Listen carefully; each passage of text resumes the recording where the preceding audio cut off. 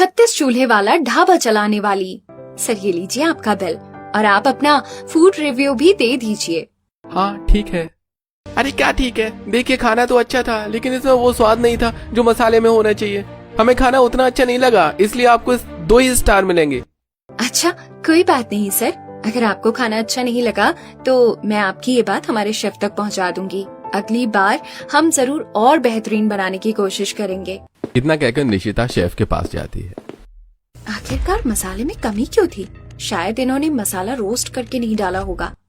सुनिए, आप खाना तो अच्छा बनाते हैं लेकिन आजकल आपके खाने के रिव्यू अच्छे नहीं आ रहे हैं। ऐसा कैसे हो सकता है? मैं बरसों पुराना शेफ हूँ, मेरा बनाया हुआ खाना हमेशा अच्छा ही होता है। हाँ लेकिन आप जो मसाले डालते हैं उसे अगर आप रोस्ट करके डालें तो टेस्ट और भी ज्यादा अच्छा होगा और खाने में स्वाद आएगा। अरे ऐसा कैसे हो सकता है? इसे कैसे पता कि मैंने रोस्ट किए बिना डाला था मसाला? लेकिन जो भी हो, कल की आई लड़की मुझे सिखाएगी, मैं इसे नहीं छोड़ूंगा। तभी वहाँ रेस्टोरेंट का मालिक आता है। अरे भाई क्या हुआ? सब लोग अपना काम छोड़कर यहाँ क्या कर रहे हैं? सर दरअसल कस्टमर के फूड रिव्यू अच्छे नहीं आ रहे थे, इसीलिए मैं बताने आई थी कि अगर ये मसाला रोस्ट करके डालेंगे तो ज्यादा अच्छा टेस्ट होगा और कस्टमर को पसंद आएगा। अरे नहीं सर, ऐसा नहीं है। आप ही सोचिए, मैं तो कितना पुराना शेफ हूँ। मुझ जैसे बरसों पुराने शेफ को अब ये गरीब लड़की समझाएगी कि खाना कैसे बनाना है। असलियत तो यह है कि ये टाइम पर कस्टमर को ले जाकर खाना देती नहीं है, जिसकी वजह से खाना ठंडा हो जाता है और असली स्वाद नहीं आता। नहीं सर, दरअसल। अरे चुप हो जाओ, इसकी बात सही है। तुम जैसी गरीब लड़की क्या कभी इतने पुराने शेफ की बराबरी कर सकती है जो तुम चली इसे सिखाने? जाकर अपना काम करो। धनीवल पूरी बात जाने बिना निशिता को डांट लगा देता है, जिसे देखकर राकेश खुश होता है। अरे बड़ा चली थी मुझे समझाने, अच्छा हुआ मैंने इसकी क्लास लगवा दी। झूठ तो झूठी सही, डांट तो पड़ी। वहीं दूसरी तरफ निशिता बिना कुछ कहे बाकी कस्टमर्स को खाना सर्व करती है। इसी तरह दिन बीतता है और रात को जब निशिता अपने घर पहुंचती है। अरे आ गई बेटी तू? हाँ माँ, आज काम जल्दी खत्म हो गया इसीलिए जल्दी आ गई। आप लोग थोड़ा रुकिए, मैं खाना बना देती हूँ। इतना कहकर निशिता तुरंत हाथ मुंह धोकर खाना बनाने में लग जाती है। वैसे बेटी तेरी इतनी उम्र हो गई है और तू इतना अच्छा खाना भी बनाती है, तो शादी क्यों नहीं कर लेती? हाँ दीदी शादी कर लो, क्या करोगी काम करके? नहीं, मुझे अभी शादी नहीं करनी है। अरे लेकिन क्यों? देख तेरी उम्र भी हो गई है और हमारे साथ गरीबी में तुझे भी परेशान होना पड़ता है। शादी कर लेगी तो तू इतना अच्छा खाना बनाती है कि ससुराल वाले तुझे अपनी पलकों पर बिठा कर रखेंगे। आप लोगों का भी ना रोज रोज का हो गया है, खाना खाना है या नहीं? अच्छा ठीक है, गुस्सा मत कर, खाना बना। वैसे भी एक तू ही है जो सूखी रोटी को भी मीठी चाशनी जैसा बना सकती है। इसी तरह सभी लोग निशिता की तारीफ करते हैं और कुछ ही देर में निशिता खाना बनाकर सभी को खिलाती है। वाह दीदी, क्या खाना बनाया है आपने। सच कहता हूँ, आप जिस रेस्टोरेंट में काम करती है ना, उस रेस्टोरेंट के मालिक ने कभी आपके हाथ का खाना खा लिया ना तो अपने उस फालतू शेफ को निकालकर आपको रख लेंगे। हमारी बात मान निशिता, तू शादी कर ले। अपने ससुराल में अपने हाथों के बने खाने के स्वाद से तू राज करेगी। उफ, आप लोग भी ना दिन भर शादी शादी करते रहते हैं। मुझे अपना रेस्टोरेंट खोलना है, अपनी पहचान बनानी है। अरे हम समझ सकते हैं, लेकिन हम जैसे गरीबों को कहाँ इतनी हैसियत कि हम रेस्टोरेंट खोल सके। हाँ, और वैसे भी एक लड़की होकर तू इतनी टेंशन ले रही है। रेस्टोरेंट खोलना हमारे बस की बात नहीं है। सभी की बात सुनकर निशिता चुप रहती है और चुपचाप खाना खाकर अपने कमरे में चली जाती है। मेरे घर वाले भी ना मुझे डीमोटिवेट करके मेरी शादी करवाने पर तुले हैं, लेकिन मैं भी अपने सपनों को जरूर पूरा करूंगी और अपनी पहचान बनाऊंगी। इसी सोच के साथ निशिता रोज रेस्टोरेंट में काम करती थी। फिर एक दिन, ओए लड़की, आज एक वेटर छुट्टी पर है, जाइए ऑर्डर ले जाकर टेबल नंबर 18 पर देकर आ। अच्छा ठीक है, दीजिए, मैं देकर आती हूँ। निशिता खाना ले जाकर टेबल नंबर 18 पर सर्व करती है, जहाँ कुछ लड़के बैठकर आपस में बातें कर रहे थे। सर ये लीजिए आपका ऑर्डर। अरे मैडम, टेबल पर क्यों रख रही हैं? हमारे हाथ में दे दीजिए। अच्छा ठीक है। निशिता जैसे ही राज को हाथ में कप पकड़ाती है, राज जानबूझकर निशिता के हाथ को गलत तरीके से टच करने लगता है, जिससे निशिता तुरंत अपना हाथ हटाती है। ये क्या बदतमीजी है, हाथ छोड़ो मेरा। अरे छोड़ रहे हैं, अब इतनी नाजुक कलाई है, छूने का मन तो करेगा ही। वैसे शादी लायक तो हो गई हो, कोई मिला नहीं या शादी नहीं करनी? मुझे शादी नहीं करनी, और वैसे भी उससे तुम लोगों को क्या? अरे कब तक जवानी छुपाओगी? हम जैसों को भी तो कभी मौका दो। कब तक जवानी छुपाओगी रानी? हम कुंवारों को भी कितना तड़पाओगी रानी? निशिता सभी की बदतमीजी देखकर चुपचाप गुस्से में वहां से चली जाती है और ये सब निशिता का भाई जो उसे लेने आया था वो देख लेता है। इस तरह सबके सामने ये लड़के दीदी को छेड़ रहे हैं और दीदी ने कुछ भी नहीं कहा। न जाने जब वो अकेले आती होंगी तब लोग क्या क्या कहते होंगे। इन लड़कों को तो मैं बाद में देखूंगा, पहले उसे घर लेकर चलता हूँ। ये सोचकर रोहित तुरंत निशिता के पास जाता है। भाई तू यहाँ? हाँ मैं यहाँ हूँ, अब तू चल मेरे साथ। अरे लेकिन क्या? रोहित तुरंत निशिता का हाथ पकड़कर गुस्से में उसे घर लेकर जाता है और घर वालों को सारी बातें बता देता है। हाय तौबा, हमारी तो इज्जत ही लुट गई। इसीलिए मैं कह रही थी रेस्टोरेंट का काम छोड़कर शादी कर ले। अरे वही तो सही समय पर रोहित पहुंच गया वहाँ, वरना न जाने वो लड़के और कितनी बदतमीजी करते। अब बहुत हो गया निशिता, अब तेरी शादी होगी। नहीं पापा, प्लीज ऐसा मत कीजिए। अब रेस्टोरेंट में कुछ लड़कों ने मेरे साथ बदतमीजी कर दी, इसमें मेरी क्या गलती है? अगर तू शादीशुदा होती और रेस्टोरेंट में काम न कर रही होती तब तो ऐसा नहीं होता। नहीं नहीं माँ, मैं अभी शादी नहीं कर सकती। आप लोग मेरी बात तो सुनिए। या तो तेरी शादी होगी या फिर तुझे रेस्टोरेंट में काम करना छोड़ना होगा। शादी हो गई तो रेस्टोरेंट में वैसे भी काम नहीं कर पाऊंगी। एक काम करती हूँ, रेस्टोरेंट में काम करना ही छोड़ देती हूँ, अपना नया कुछ सेटअप कर लूंगी। ये सोचकर निशिता घर वालों के दबाव में रेस्टोरेंट का काम छोड़ देती है। 1-2 दिन बीतते हैं, फिर एक दिन। कहाँ जा रही है तू इस वक्त? नहीं नहीं, कहीं नहीं, बस बाहर जा रही थी। अपना रेस्टोरेंट कैसे खोलना है इसकी प्लानिंग करने अपनी एक फ्रेंड के साथ। कितनी बार समझाएं तुझे, अपनी पहचान बनाना हम जैसे गरीबों के हाथ में नहीं होता है। हम जैसे लोग कभी रेस्टोरेंट नहीं खोल सकते। अरे शादी कर ले चुपचाप। निशिता रामलाल की बात नहीं सुनती और बाहर जाकर अपने दोस्त के साथ मिलकर थोड़ी बातें करती है और फिर घर लौटते वक्त बाइक पर बैठे कुछ लड़के निशिता को छेड़ने लगते। अरे कहाँ जा रही हो? थक गई हो तो बोलो, हम छोड़ रहे बाइक से। अरे ये तो वही है जो रेस्टोरेंट में काम करती थी। शादी तो बेचारी की हुई नहीं है, पति होता तो वो छोड़ देता। वैसे हम लोगों को भी तुम अपना पति मान सकती हो। इन लोगों की वजह से तो मेरा घर से निकलना बंद हो जाएगा। क्या करूं मैं? निशिता नजरें झुकाकर चुपचाप घर की तरफ बढ़ती है। वहीं ये सारी चीजें कपड़े सुखाते हुए सुमित्रा देख लेती है। हे भगवान, अब ज्यादा देर करना सही नहीं होगा। जल्द से जल्द इसकी शादी करवा देनी चाहिए। अब तो आस पड़ोस के लड़के भी इसके साथ बदतमीजी करने लगे हैं। ये सोचकर सुमित्रा तुरंत जाती है और रामलाल से इस बारे में बात करती है। तभी निशिता भी घर आती है। देख बेटी, तू अब शादी कर ले, क्योंकि आस पड़ोस के लोगों के ताने और लड़कों का तुझे छेड़ना, ये सब हम लोगों से सहन नहीं होगा। हाँ बेटी देख, सब लोग तेरी शादी को लेकर तरह तरह की बातें बनाने लगे हैं। अगर कुछ ऊंच नीच हो गई तो हम कहाँ मुंह दिखाएंगे? पहले से ही गरीब है और फिर नाक कटने के बाद कौन तुझसे शादी करेगा? नहीं माँ, इस तरह मैं कुछ लड़कों और आसपास के लोगों की वजह से अपने सपनों को अधूरा नहीं छोड़ सकती। मैं अभी शादी नहीं करूँगी, ये मेरा आखिरी फैसला है। ठीक है, तो हमारा भी यही आखिरी फैसला है। जब तक तेरी शादी नहीं होगी तब तक हम ना कुछ खाएंगे और ना ही पिएंगे। हाँ, भूखे प्यासे मर जाएंगे, लेकिन जब तक तू शादी के लिए नहीं मानेगी तब तक खाएंगे पिएंगे नहीं। अब फैसला तेरे हाथ में है। तेरे लिए तेरे माँ बाप ज्यादा जरूरी हैं या तेरा सपना? सुमित्रा और रामलाल मिलकर निशिता को इमोशनली ब्लैकमेल करने लगते हैं, जिसकी वजह से हार मानकर निशिता को अपना फैसला बदलना पड़ता है। आप लोगों ने मुझे बचपन से पाल पोस कर बड़ा किया है। आप लोगों के लिए मैं अपने सपनों को भी अधूरा छोड़ सकती हूँ। मैं आपकी पसंद के लड़के से शादी करने के लिए तैयार हूँ। निशिता के फैसले से पूरा परिवार खुश हो जाता है और कुछ ही दिनों में निशिता के घर वालों की पसंद से निशिता की शादी हेमंत के साथ करवा दी जाती है। फिर गृह प्रवेश के वक्त, बहू अपने दाहिने पैर से इस कलश को गिराकर गृह प्रवेश करो। सावित्री की बात सुनकर निशिता तुरंत प्रवेश करती और सभी के पैर छूती है। अरे बहू, हमारा आशीर्वाद तो हमेशा तेरे साथ ही है और फिर तुम हमारी बेटी की तरह ही हो। हाँ बहू, हम तुझे हर तरह से खुश रखने की कोशिश करेंगे। बस इस गरीबी का कुछ नहीं कह सकते। बड़ी मुश्किल से घर चल रहा है, इसीलिए हम तेरे महंगे महंगे शौक नहीं, लेकिन हर तरह की खुशी देने की जरूर कोशिश करेंगे। अरे मुझे महंगे महंगे तोहफे चाहिए भी नहीं, आप लोगों का आशीर्वाद ही मेरे लिए काफी है। सच में देवरानी जी, आप बहुत अच्छी और अंडरस्टैंडिंग है। वैसे कल आपकी पहली रसोई है, थक गई होंगी, अपने कमरे में जाकर आराम कर लीजिए, कल जल्दी उठना भी होगा। हाँ चलिए भाभी, मैं आपको आपके कमरे में छोड़ देती हूँ। फिर काजल निशिता को उसके कमरे में छोड़ती है। बिस्तर पर लेटते ही निशिता सो जाती है। फिर अगली सुबह पहली रसोई की रस्म में, मुझे काम पर जाने के लिए देर हो रही है, अभी तक तो खाना नहीं बना क्या? अरे आज तो बहू की पहली रसोई है ना, वो कैसा खाना बनाएगी? हाँ ये बात तो है अंकिता बहू, तुझे छोटी बहू की मदद करवा देनी चाहिए थी। आज उसकी पहली रसोई है, वो चूल्हे पर अकेले कैसे खाना बनाएगी भाई? मैं गई थी मदद करवाने, लेकिन उसने मना कर दिया। न जाने उसने क्या बनाया होगा। सभी लोग जमीन पर खाने के इंतजार में बैठकर बातें कर रहे थे। तभी निशिता खाना लेकर सभी को परोसती है। निशिता के खाना परोसते ही खाने की खुशबू चारों तरफ फैल जाती है। अरे वाह, खाने की तो बहुत ही अच्छी खुशबू आ रही है। हाँ, खाने की खुशबू इतनी अच्छी है ना, जाने खाना कितना अच्छा होगा। ये सोचकर सभी खाना खाना शुरू करते हैं। वाह बहू, तूने कितना अच्छा और स्वादिष्ट खाना बनाया है।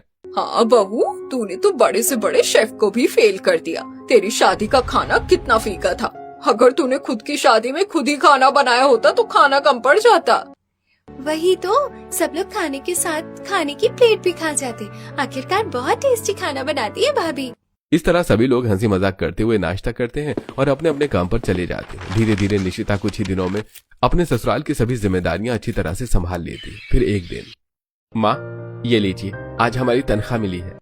अरे ये तो बहुत अच्छी बात है। वैसे भी घर का राशन खत्म हो गया था, अब कल राशन भरवा लेंगे। हाँ, और फिर बिजली का बिल भी तो भरना है, साथ ही दूध वाले का भी।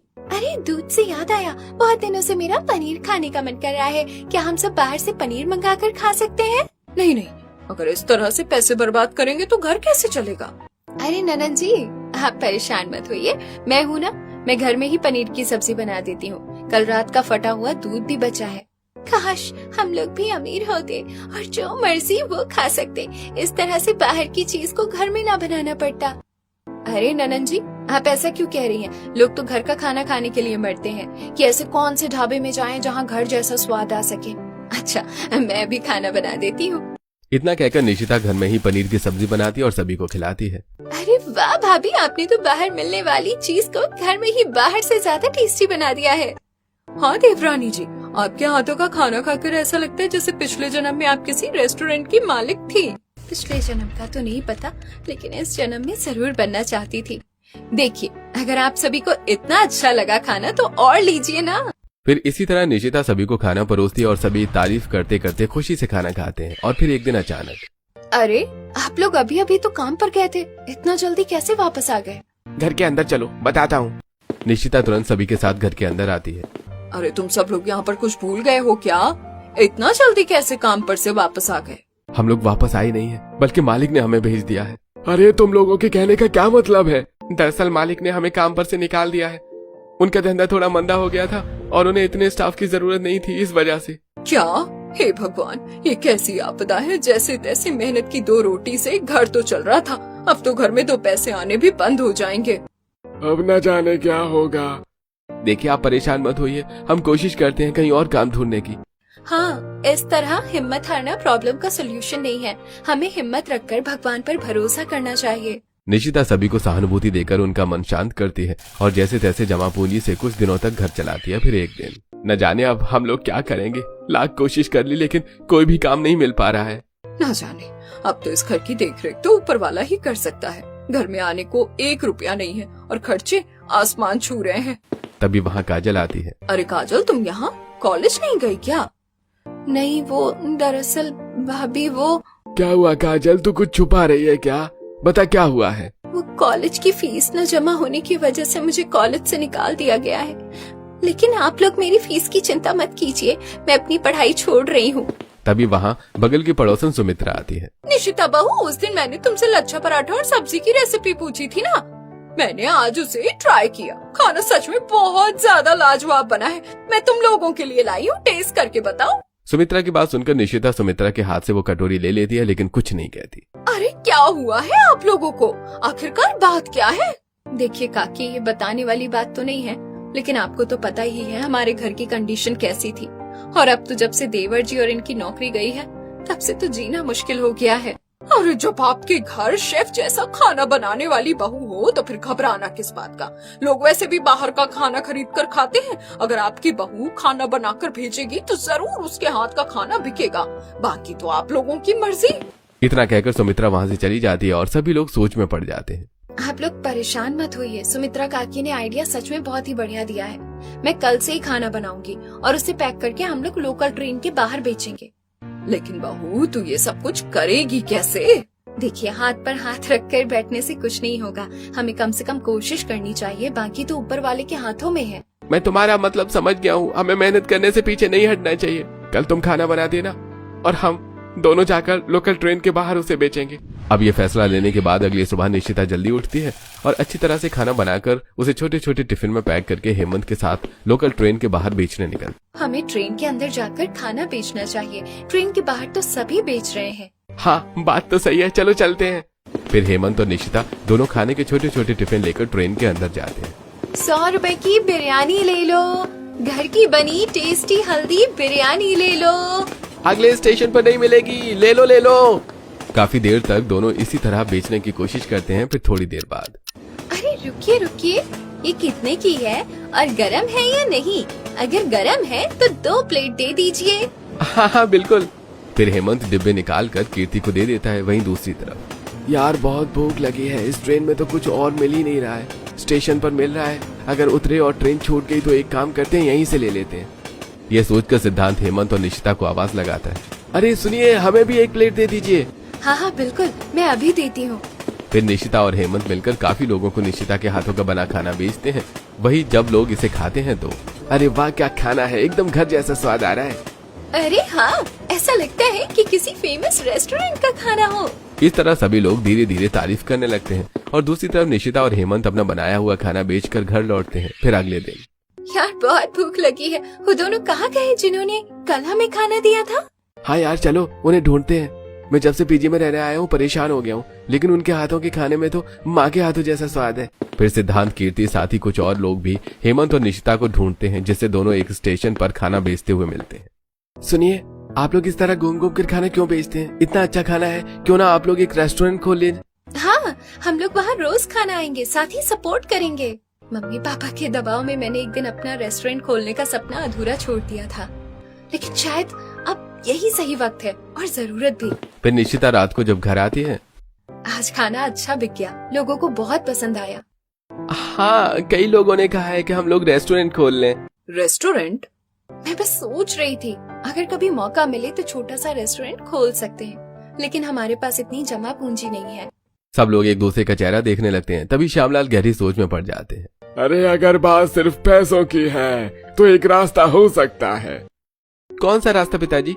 हमारे गांव में जो खाली जमीन है, जहाँ कोई रहता नहीं, उसकी कीमत अच्छी चल रही है। हम चाहे तो उसे बेच सकते हैं या गिरवी रख सकते हैं। अरे वो पुश्तैनी जमीन? हाँ, अगर उसे गिरवी रख दें तो जो पैसे मिलेंगे उससे शहर में छोटा सा रेस्टोरेंट खुल सकता है, और जब धंधा चल पड़ेगा तो हम जमीन छुड़वा लेंगे। घर में कुछ पल के लिए सन्नाटा छा जाता है। लेकिन पिताजी, इतनी बड़ी कुर्बानी? बहू, तेरे हाथों में हुनर है, हमें तुझ पर भरोसा है। अगर तू मेहनत करेगी तो रेस्टोरेंट जरूर चलेगा। हाँ मैं भी साथ में हूँ, हम सब मिलकर मेहनत करेंगे। इस फैसले को लेने के बाद श्यामलाल गांव की जमीन बेच देता है और उनसे मिले पैसों से बहू के लिए एक रेस्टोरेंट खरीदता है, जिसे निशिता अपने हिसाब से डिजाइन करवाती है। मैं इसे मॉड्यूलर किचन नहीं बनाऊंगी, बल्कि एस्थेटिक वे में डेकोरेट करूंगी। यहाँ अलग अलग पेड़ और चूल्हा होना चाहिए, गैस नहीं। निशिता अपने हिसाब से सबसे हटकर एस्थेटिक रेस्टोरेंट बनाती है। रेस्टोरेंट खुलने के बाद पहले 2 दिन ज्यादा ग्राहक नहीं आते, कुर्सियां खाली रहती हैं। निशिता काउंटर के पास खड़ी दरवाजे की तरफ देखती रहती है। फिर एक दिन, अरे जगह तो बहुत सुंदर बनाई है, अंदर से तो बिल्कुल शहर वाले कैफे जैसा लग रहा है।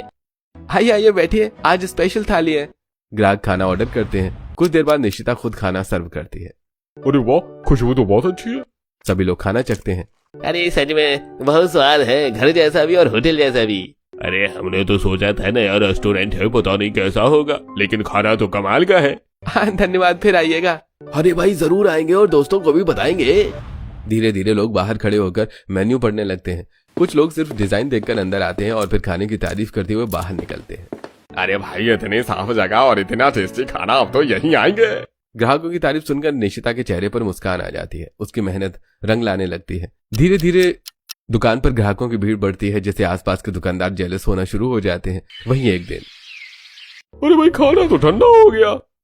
है अभी तो गर्म था, कितनी जल्दी खाना ठंडा हो गया। इससे अच्छा तो कोरियन रेस्टोरेंट होता है, कम से कम खाना गर्म तो रहता है। हाँ चलो ठंडा ही खा लेते हैं, लेकिन ठंडे खाने में स्वाद नहीं आता, बोलने में कितना अजीब लगेगा। इसलिए ग्राहकों की ये सारी बातें निशिता सुनती है। मुझे कुछ करना पड़ेगा ताकि ग्राहकों को गरम गरम खाना मिले। क्या करूँ मैं? निशिता ये सोचते सोचते रेस्टोरेंट चलाती है और फिर रात को जब घर पहुंचती है तब सभी को खाना खिलाकर सुलाने के बाद अपने कमरे में, कुछ अलग करना पड़ेगा। अरे क्या हुआ? अब तो हमारा रेस्टोरेंट अच्छी तरह से चलने लगा है। क्या सोच रही हो तुम? जो भी ग्राहक आते हैं उन्हें ठंडा खाना खाना पड़ता है। मैं नहीं चाहती कि मेरे ग्राहक इस तरह ठंडा खाना खाएं। मुझे कुछ ऐसा करना पड़ेगा कि उन्हें गर्म खाना मिले। ये सोचते सोच सो जाती है और अगले दिन सुबह सुबह ये फैसला लेती है कि वो अपने रेस्टोरेंट में कोरियन स्टाइल की कॉपी करेगी। ये सोचकर निशिता तुरंत सभी टेबल के नीचे चूल्हा लगवा देती है, जिससे धीरे धीरे धुआं निकलता है और खाना गर्म रहने लगता है। अरे भाई ये क्या है? अगर खाना ठंडा हो जाए तो आप खुद नीचे रखकर गर्म कर सकते हैं। ग्राहकों ने कोशिश की, प्लेट नीचे रखी, हल्की भाप उठी और खाना फिर गर्म हो गया। अरे वाह! अरे यार, अब बार बार बुलाने की जरूरत नहीं है। अरे भाई, ऐसा रेस्टोरेंट तो पहली बार देखा है। यहाँ तो 36 चूल्हे हैं। अरे भाई गजब आइडिया है। पूरे हॉल में हल्की भाप और ताजे खाने की खुशबू फैल गई। लोग आराम से बैठकर खाना खाते, जरूरत पड़ने पर खुद ही गर्म कर लेते। हेमंत ग्राहकों को खुश देखकर मुस्कुरा रहा था। ये सब निशिता का आइडिया है। सच में बहुत बढ़िया सोच है। निशिता काउंटर के पास खड़ी सबको देख रही थी। लोग संतुष्ट थे, हंसते हुए खाना खा रहे थे। अरे भाई अब ठंडे खाने की शिकायत खत्म। हम तो सबको बताएंगे। निशिता के इस आइडिया की वजह से रेस्टोरेंट में धीरे धीरे ग्राहकों की भीड़ बढ़ जाती है और 36 चूल्हे वाले रेस्टोरेंट के नाम से वो फेमस भी होने लगती है, जिससे आसपास के दुकानदार ये सारी चीजें देखकर जलना शुरू हो जाते हैं। अरे भाई अब समझ आया हमारे ग्राहक कहाँ जा रहे हैं। ये सब इसके यहाँ कुछ करना पड़ेगा। दोनों ने संजय और विनय को बुलाया। अरे भाई जाओ इसका नाम खराब करो, ऐसा हंगामा करो कि लोग यहाँ आना बंद कर दें। ठीक है, समझ गए? अगले दिन दोनों रेस्टोरेंट पहुंचे। आइए, क्या लेंगे? अरे भाई, आपके रेस्टोरेंट का जो स्पेशल हो वो ले आइए। निशिता संजय की टेबल पर अपने हाथों की बनी बिरयानी सर्व करती है। खाना खाने के बाद दोनों ने चुपके से अपने बैग से कॉकरोच निकालकर प्लेट में डाल दी। ये क्या है? अरे क्या हुआ? अरे खाने में कॉकरोच है। ग्राहक प्लेट देखने लगे। सच में? कुछ लोग गंभीर हो गए, कुछ नाराज होकर उठ गए। निश्चिता सबको जाते देखकर हैरान और गंभीर होकर खड़ी रह गई। ऐसा कैसे हो सकता है? अगले ही दिन पूरे रेस्टोरेंट में कैमरे लगवा दिए उसने। कुछ दिन बाद फिर ग्राहक आने लगे। माहौल सामान्य था, लोग खुश होकर खाना खा रहे थे। तभी संजय और विनय फिर आए। क्या लेंगे? वही स्पेशल। खाना खाते ही दोनों ने प्लेट में गंदी चीज डाल दी। अरे भाई फिर से खाना गंदा। दोबारा। 1 मिनट। उसने कैमरे की फुटेज सबके सामने चलवाई। स्क्रीन पर साफ दिखा कि दोनों खुद प्लेट में डाल रहे हैं। अरे भाई, ये तो खुद गंदी चीज डाल रहे हैं। अरे मतलब पहले भी इन्होंने किया था। सबकी नजरें संजय और विनय पर थीं। दोनों गंभीर खड़े थे। अरे भाई, किसी की मेहनत के साथ ऐसा करते हो तुम लोग, हैं? लोगों ने उन्हें डांटा और बाहर जाने को कहा। दोनों सिर झुकाकर वहां से निकल जाते हैं।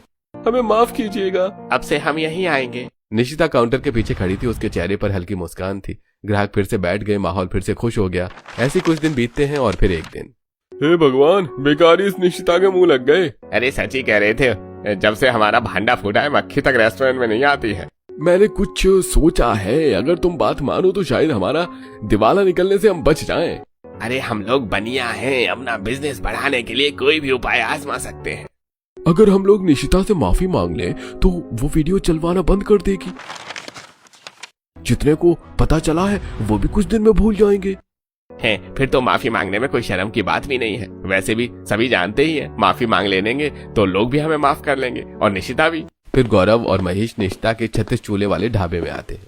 आप दोनों यहाँ क्यों आए हैं? हम तुमसे माफी मांगने आए हैं, हमें माफ कर दो। हमें अपनी गलती का एहसास हो गया है, प्लीज हमें माफ कर दो। क्यों? आप लोगों का सारा घमंड चूर हो गया? हाँ, अब हमारे रेस्टोरेंट में एक मक्खी भी नहीं आती है। जिस दिन आपका घमंड टूटा उसी दिन मैंने आपको माफ कर दिया। पर अब हमारा दिवाला निकलने वाला है। हम सब एक ही बिजनेस कर रहे हैं तो हमें एक दूसरे की हेल्प करनी चाहिए। इसीलिए अगर मेरे पास कोई बड़ा ऑर्डर आता है तो मैं आपके पास भेज दूंगी। गौरव और महेश के चेहरे पर मुस्कान आ जाती है। तभी निशिता के 36 चूल्हे वाले ढाबे में कुछ जवान इन्फ्लुएंसर और मीडिया रिपोर्टर्स आते हैं। तो दर्शकों, आज हम जानेंगे शहर में 36 चूल्हे वाले रेस्टोरेंट का राज।